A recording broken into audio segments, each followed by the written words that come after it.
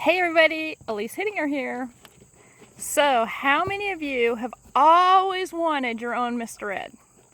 Well, I'm going to talk about 3 things today, not quite as good as Mr. Ed speaking English, but still a way to have a two-way conversation with your horse. So, I'm here with Taka. Let me turn you around. Taka, say hi. Taka's eating her dinner. And the first thing I want to talk about is muscle testing. So, with the horse, you can actually ask them questions and get answers. And I'm just standing here right next to her, and I can ask her, do you need to have your feet trimmed? And if I feel myself leaning back, that means no. And if I feel myself leaning forward, that means yes. So you can actually talk to them and ask them questions. Now, one thing I will say is I always add on the end of it, is this in your highest and best interest? And the reason for that is I could say, do you need to have your feet trimmed? And they could say, nope. But if I say, is it in your highest and best interest to have your feet trimmed? And I get a yes, then that means that I need to get my tools out and do their feet. Same thing with riding. You can ask them, hey, you want to go for a ride? And I got a big no right there. But if they say yes, then you know they want to go riding. And so you can have a two-way conversation using muscle testing. Muscle testing is beautiful, beautiful way to communicate with your horse.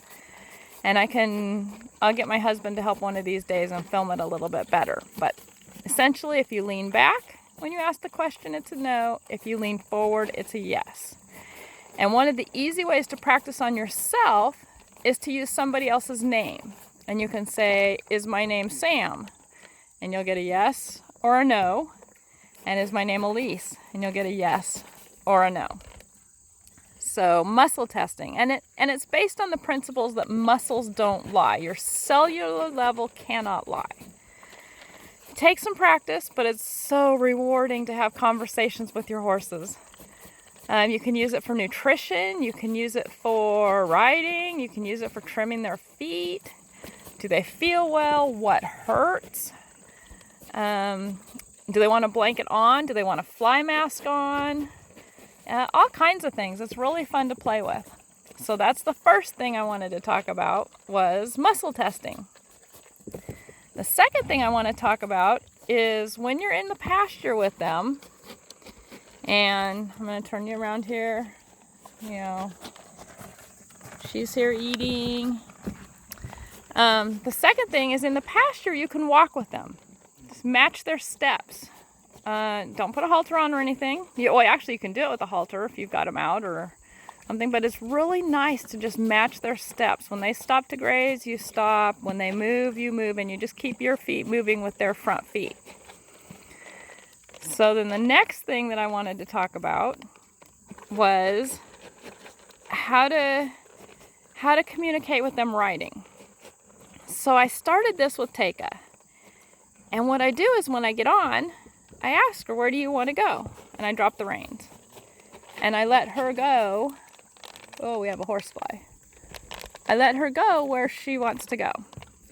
So it works beautifully. And then I can stop her and I can say, okay, now we're going to go where I want to go. Is that okay with you? And she'll either turn the what direction I want or she'll no, and we'll continue on her way. And it's a conversation. So many times when you're riding with a trainer or you hear people, you've got to be the boss. You've got to make them go where you want. Well, that's just not true.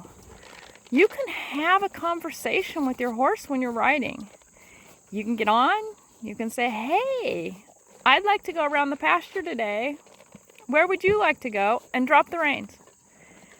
And see where they want to go. See where they want to go exploring. Taka loves to explore. She'll go up to some of our machine equipment, our farm equipment, and explore it. I do the same thing leading her too. Hey, where do you want to go? And I just go with her. It's just such a bonding exercise to let her know that I'm listening to her. And yes, there are times you have to make decisions. If you're going to cross a road and there's traffic, you've got to say no. I mean, of course, you've got to have a horse that responds to you. But it's just so refreshing to get on their back, drop the reins, and say, all right, I'm trusting you. Where would you like to go? And see what they want to go explore. It's just truly a bonding experience, and just amazing to have that with your horse. Oh, here we go. Michelle came over to say hello too. Say hello, Michelle.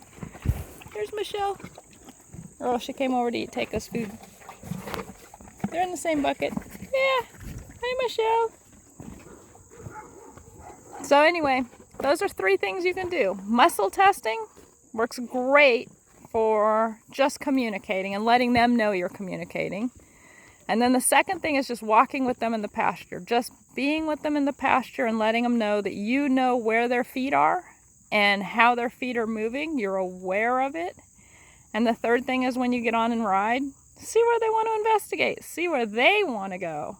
It touches your heart. It really does touch your heart. And it's just so easy and so effortless to listen to your horse.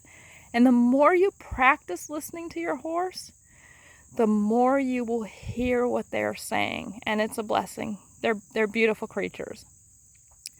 So I'm going to put a link down here in the bottom below this video to my blog. And if you're interested in reading more about these exercises, it'll be in that blog.